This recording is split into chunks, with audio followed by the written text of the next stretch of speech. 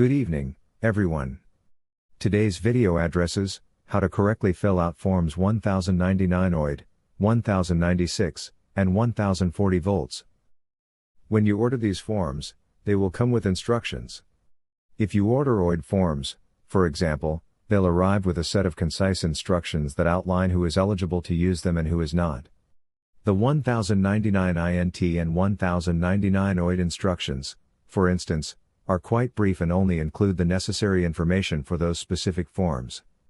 The instructions for the 1096 are a bit more comprehensive, as they cover multiple form types, but you'll only need to review the section relevant to the 1096. It's essential to read these instructions carefully. You'll find valuable insights that will make it easier to complete these forms accurately. The 1099 OID form resembles the 1099A in layout. Note that the 1099 OID is a scannable document, which means you must order physical copies for submission. You don't need to sign the red section on the back, as it is already assigned as a form of check. Now, let's take a closer look at the 1096 form, which many of you may already have. This form, along with the 1099A, helps facilitate funds transfer from the Treasury. Some may wonder why the 1099A, designated for acquisition or abandonment of secured property, would be applicable. Since the form allows for both acquisition and abandonment, it is suitable for transactions involving the acquisition of assets or security from a trust. These forms work together. For example, as the dealer, you would receive a 1099A from the beneficiary and use it, along with the other forms I'll discuss now, to process the transaction. Filling out Form 1099 OID. Form 1099 OID requires specific fields to be completed. I've filled out a sample form you can refer to. At the top left, you'll enter United States Treasury along with 1111 as the federal identification number. Below this, include the Treasury's federal identification number and, to the right, the dealer's IN. Next, fill in the dealer's name and address. Substitute your information if you're acting as a trustee on behalf of a beneficiary. In the lower sections, where it asks for account number or purchase order, include the transaction details. For example, if this is for a vehicle purchase, enter the dealership's purchase order number.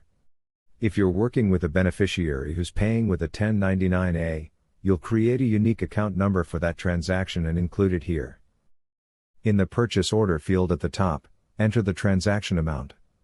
The boxes for federal income taxes withheld, early withdrawal penalties, market discount, and acquisition premium should all be marked as $0. The original issue discount box should reflect the transaction amount, e.g., the vehicle purchase price. Additional boxes such as bond premium, tax-exempt OID, and state taxes withheld should also be marked as 0, as these transactions are not subject to tax. Filling out Form 1096.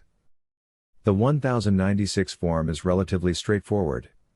Enter the business name and address, followed by the contact name, this could be yours or the dealer's, email address, and the dealer's IN or tax identification number. For total number of forms, indicate 2, 1099A and 1099 OID, and check the relevant boxes. In the total amount reported field, include the transaction amount, which should match the amount on the 1099A. Sign as the beneficiary and include the date. Completing Form 1040 volts. Form 1040 volts, while similar to other forms, is primarily used for lien securities. To complete this form, enter the Social Security number or IN, e.g., the dealership's IN if it's a business transaction. Include the dealership's name, address, and transaction amount, e.g., $70,000 for an insurance settlement. These forms provide the necessary framework to guide you through different scenarios, such as explaining to dealers or finance departments how these transactions work. You can also prepare a filled-out example as a reference for them, or share this video if additional clarification is needed. While some dealers have expressed confusion regarding specific fields, a clear understanding of these forms will make it easier to explain the process to them. If you can articulate the process clearly, they'll be more likely to take it seriously. Review the forms thoroughly, familiarize yourself with each field, and understand the information needed. Remember, the only form you need to order directly from the IRS is the 1099 OID, as it's the only scannable form. The other forms, such as the 1040 volts, can be printed from the internet. Once you understand each form, organize them into a packet, mail it to the Treasury, and await processing. If you have any questions, feel free to leave a comment. I'll address them as soon as I can. Thank you, and have a great evening.